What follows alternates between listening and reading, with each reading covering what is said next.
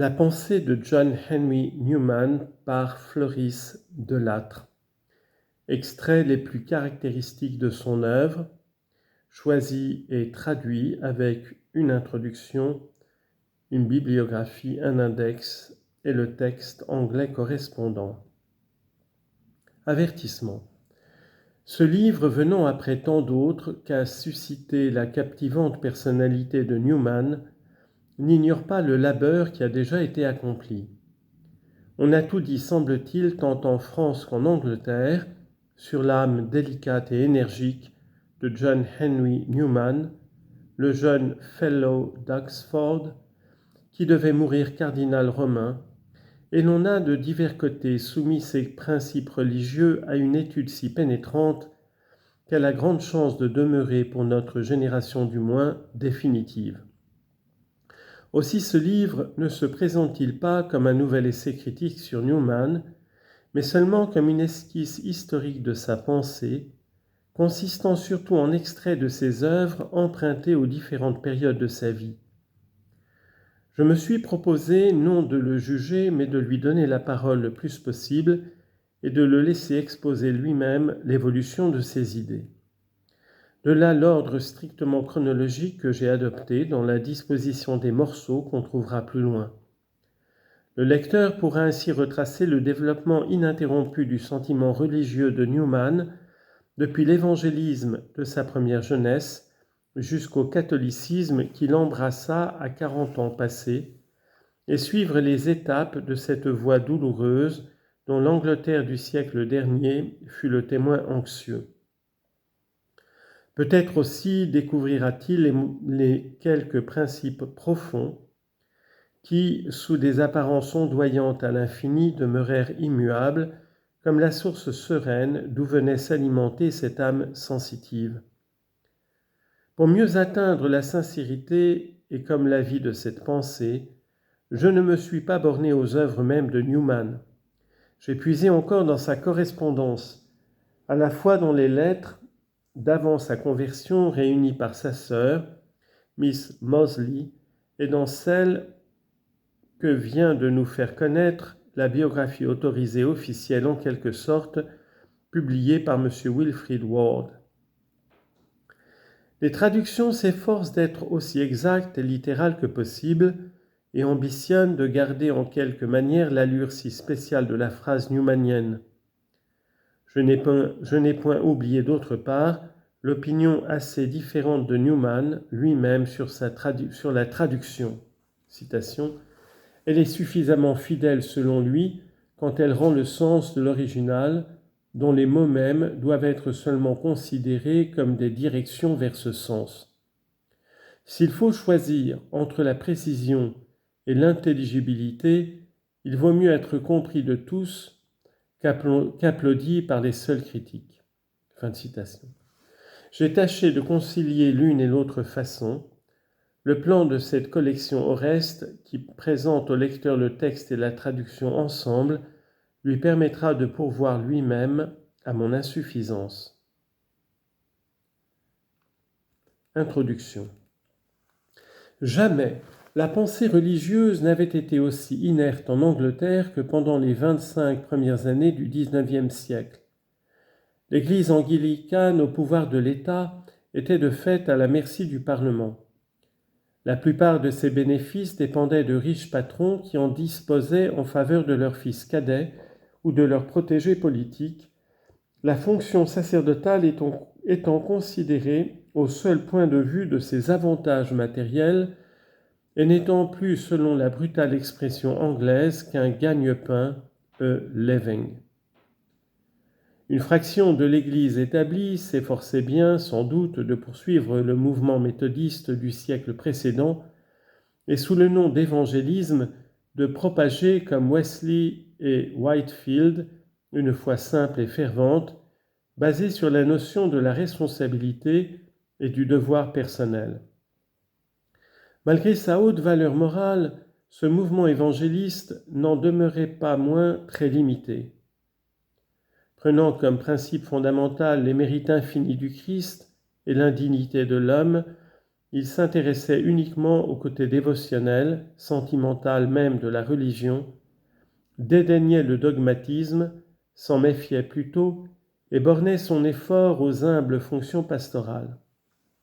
De plus, avec leur piété intense, les évangélistes tendaient de plus en plus à former dans l'anglicanisme une secte à part, à s'enfermer dans une théologie étroite, rudimentaire mais impérieuse, à se préoccuper surtout de conversion individuelle, sans se soucier du vaste rôle social qu'ils auraient pu remplir.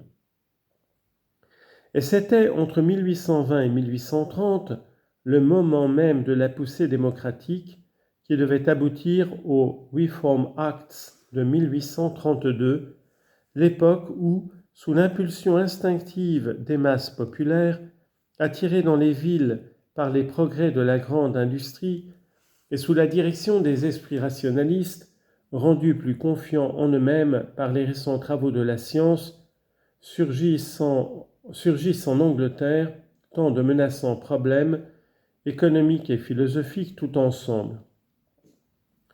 Indifférente au milieu de l'inquiétude générale, ayant perdu la notion de son institution divine, de sa continuité historique et de sa mission spirituelle, ayant même, à l'exception du groupe évangéliste, réduit sa doctrine à n'être plus guère qu'un système de propositions logiques bien équilibrées, l'Église anglicane est tombée sous la dépendance du parti au pouvoir, qui s'arroge sur elle tout droit de juridiction et d'administration temporelle, et qui commence même à refondre complètement son organisation.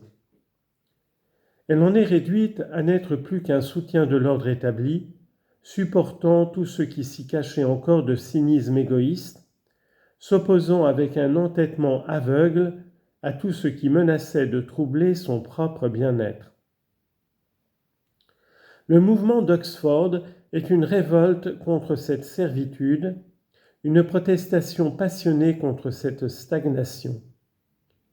S'inspirant des doctrines énoncées par les théologiens du XVIIe siècle, ces initiateurs entreprennent de prouver l'identité de l'Église d'Angleterre avec l'Église des apôtres et des pères, de retrouver dans son système actuel et sous les altérations du temps et des circonstances la doctrine et le culte primitif, de la faire rentrer ainsi dans l'Église universelle, dans le catholicisme.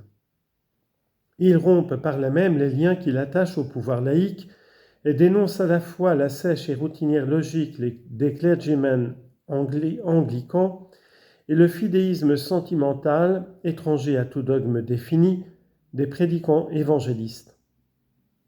En même temps qu'ils défendent ainsi la doctrine de l'Église divine et indivisible et rajeunissent le principe de la continuité apostolique, ils remettent en honneur la pureté et la beauté du culte, de sorte que le renouveau dogmatique qu'ils provoquent se double d'une renaissance du sacerdotalisme.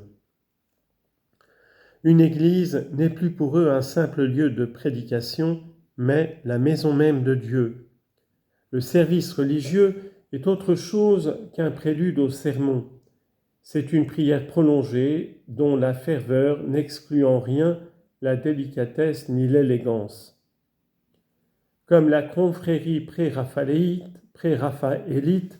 la confrérie d'Oxford se retourne vers le passé et s'éprend en particulier du Moyen Âge, de sa ferme sincérité et de son atmosphère mystique tout ensemble. Artistes et historiens, ses membres empruntent d'abord au dogmatisme traditionnel la base intellectuelle de leur foi, mais sensibles en même temps à la beauté de la sainteté, ils ne dédaignent pas d'entourer leurs croyances d'émotions esthétiques de l'appareil du noble décor de la liturgie séculaire, d'aller chercher enfin parmi les antiquités ecclésiastiques les symboles de leur vie spirituelle. Inauguré par John Cabot, qui dans un sermon prononcé le 14 juillet 1833 dénonça l'apostasie nationale, le mouvement d'Oxford groupa bientôt un nombre de personnalités assez diverses. Cabot lui-même, dont l'influence était considérable dans la vieille cité universitaire à cause de son recueil poétique « L'année chrétienne », publié en 1827, tout frémissant de tendresse pieuse, tout pénétré de la beauté de la liturgie anglicane, à cause surtout de sa vie si droite et simple, de sa bonté si humble, qui entourait son nom comme d'un halo de sainteté. Howell Froude, qui fut au contraire un agitateur enthousiaste, mais qui mourut trop tôt pour avoir pu réaliser ses promesses, les promesses de son énergique et impétueuse jeunesse. J.A. Froude, son frère, le futur panégyriste d'Henri VIII, mais qui pour le moment traduisait avec Mark Pattison des vies de saints.